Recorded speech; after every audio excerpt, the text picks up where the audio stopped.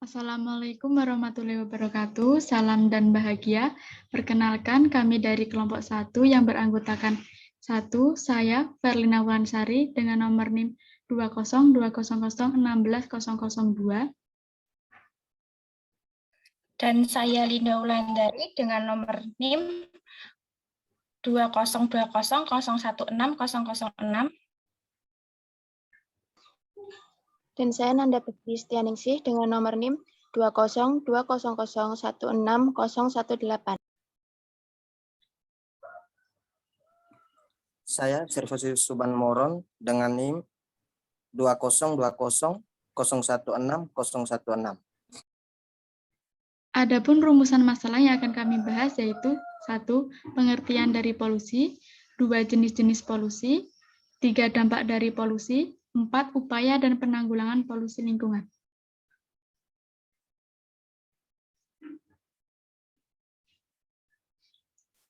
Yang pertama ada pengertian polusi. Polusi adalah masuknya makhluk hidup, zat, energi, partikel, atau komponen lain, atau bahan berbahaya ke dalam lingkungan, atau berubahnya komposisi lingkungan karena kegiatan manusia atau oleh proses alam melalui pengaruh langsung atau tidak langsung. Bahan berbahaya ini disebut dengan polutan. Jenis-jenis dari polusi yang pertama yaitu polusi air.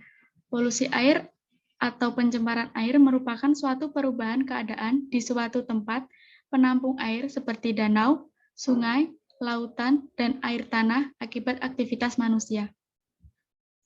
Penyebabnya adalah limbah industri, limbah pemukiman, limbah petani, limbah pertambangan, dan sampah. Akibatnya yaitu kekurangan air bersih, mengakibatkan penyakit, dan mengakibatkan terganggunya ekosistem dan keanekaragaman hayati. Adapun ciri-ciri air bersih dan sehat adalah 3B, yaitu tidak berwarna, tidak berbau, tidak berasa, dan bersifat netral. Adapun pH air normal yaitu 7. Pengolahan air untuk mengatasi pencemaran yaitu 1. Pengolahan awal, 2. Pengolahan tahap pertama, 3. Pengolahan tahap kedua, 4. Pengolahan tahap ketiga, yang kelima ada pengolahan lumpur. Penanggulangannya yaitu dengan tidak membuang sampah sembarangan atau limbah cair ke sungai, danau, dan lain sebagainya. Yang kedua, tidak menggunakan sungai sebagai tempat kaskus, mengurangi intensitas limbah rumah tangga, dan yang ketiga ada tidak merusak sumber mata air agar tidak tercemar. Ya, terima kasih. Polusi udara memiliki pengertian, yaitu kondisi udara di atmosfer bumi telah terkontaminasi oleh substrat fisik, biologi, atau kimia dalam jumlah tertentu yang dapat membahayakan bagi manusia maupun makhluk hidup lainnya.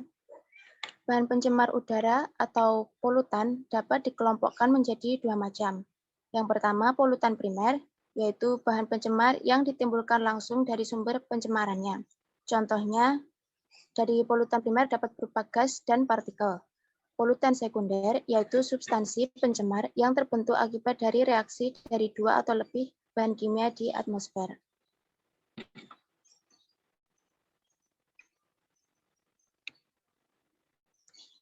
Penyebab dari polusi udara memiliki dua faktor. Yang pertama faktor manusia disebabkan oleh asap industri, asap alat transportasi, dan pembakaran serta pembusukan sampah. Yang faktor alam dapat dipengaruhi oleh gunung meletus dan kebakaran hutan. Akibat atau dampak dari polusi udara bagi manusia yaitu dapat mengganggu sistem pernapasan, iritasi mata, serta tumbuh kembang anak dapat terganggu. Akibat bagi alam yaitu hujan asam, penipisan ozon, dan global warming. Penanggulangannya pada lingkungan pada tingkat rumah tangga, yaitu tidak membakar sampah di lingkungan rumah, menanam pohon atau tanaman hias di sekitar rumah. Di tingkat wilayah, kita dapat turut berpartisipasi dalam gerakan penghijauan dan tidak melakukan penebangan hutan atau pohon sembarangan, serta larangan penggunaan insektisida berbahaya seperti dikloro, difenil, trikloroetena atau DDT.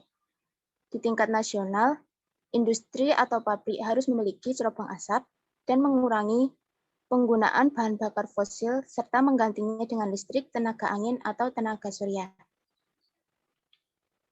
Materi berikutnya akan disampaikan oleh Saudari Linda Wulandari. Baik, terima kasih. Yang selanjutnya adalah polusi tanah. Polusi tanah merupakan kondisi masuknya bahan kimia, fisik, ataupun biologis ke dalam tanah sehingga mampu merusak struktur tanahnya dan membuat tanaman akan sulit beradaptasi. Penyebab adanya polusi tanah ini antara lain yaitu limbah domestik, yaitu adalah limbah rumah tangga yang kerap muncul di sekitar kita. Biasanya limbah domestik ini dibagi menjadi dua berdasarkan bentuknya, yaitu limbah domestik cair seperti sisa cairan sabun, deterjen, dan yang padat itu contohnya adalah plastik. Yang kedua adalah limbah pabrik yang merupakan sisa industri yang selalu dihasilkan dari setiap kegiatan industri. Contohnya adalah air yang terkontaminasi bahan kimia. Ini termasuk contoh dari limbah pabrik yang berbentuk cair. Limbah pabrik yang berbentuk padat itu ada seperti bubur atau lumpur. Dan yang ketiga ada limbah pertanian, yaitu usaha yang melibatkan pupuk agar tanaman terhindar dari hama. Namun, jika berlebihan mampu untuk mengikis unsur hara alami pada tanah.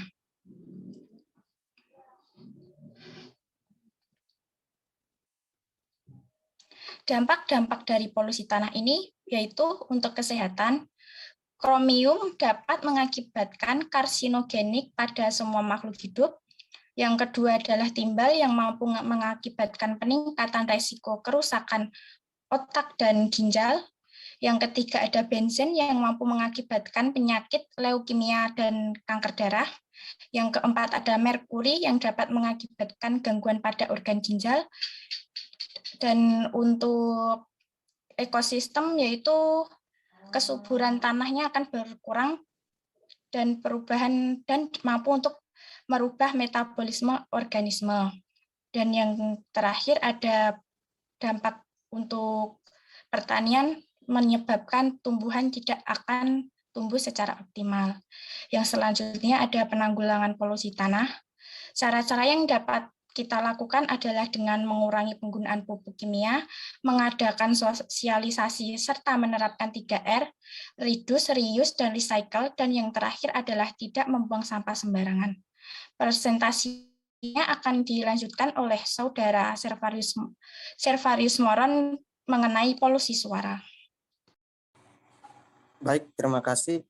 Yang selanjutnya adalah polusi suara.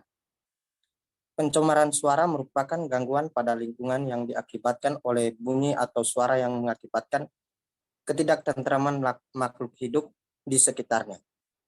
Pencemaran suara diakibatkan oleh suara-suara bervolume tinggi yang membuat daerah sekitarnya menjadi bising dan tidak menyenangkan.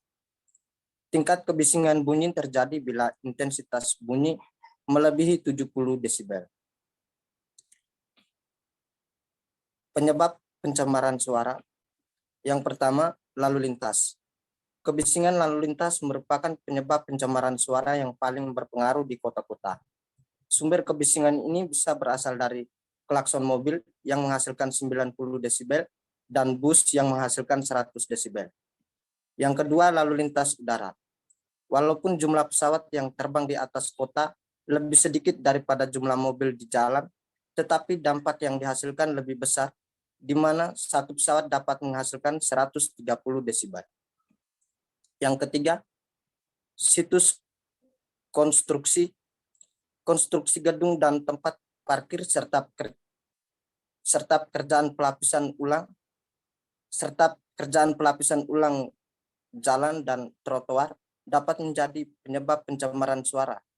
Salah satu contohnya adalah bor pneumatik yang dapat menghasilkan suara hingga 110 desibel. Yang keempat, aktivitas malam. Bar dan restoran juga dapat menghasilkan lebih dari 100 desibel. Yang kelima, hewan. Ketika anjing yang menolong atau menggonggong dapat menghasilkan suara sekitar 60-80 desibel. Dampak pencemaran suara. Dampak kebisingan terhadap kesehatan ialah merupakan membuat adanya gangguan pendengaran dan non-pendengaran pada seseorang. Pada indera pendengaran mampu untuk menyebabkan tuli progresif. Pada indera pendengaran mampu untuk menyebabkan tuli progresif. Pada awalnya, efek bising pada pendengaran adalah sementara dan pemulihannya dapat terjadi secara cepat. Akan tetapi, jika kita tetap berada pada daerah yang selalu bising dan terus-menerus, maka mampu menyebabkan tuli menetap dan tidak akan normal kembali. Sedangkan pada gangguan non-pendengaran dapat menyebabkan gangguan fisiologis, gangguan psikologis, gangguan komunikasi, dan gangguan kebisingan. Cara penanggulangan pencemaran suara. Yang pertama, menggunakan alat peredam suara. Alat peredam suara mampu untuk mencegah pencemaran suara. Alat peredam ini dapat diletakkan pada sekitar sumber kebisingan. Yang kedua, mengadakan sosialisasi tentang bahaya pencemaran suara sehingga dampaknya bisa diminimalisir. Sekian dari saya. Terima kasih. Demikian beberapa hal yang bisa kami sampaikan pada kesempatan ini. Kami mohon maaf apabila ada tutur kata yang kurang berkenan bagi teman-teman dan Ibu Susanti. Dengan ini presentasi saya tutup. Terima kasih. Wassalamualaikum warahmatullahi wabarakatuh. Salam.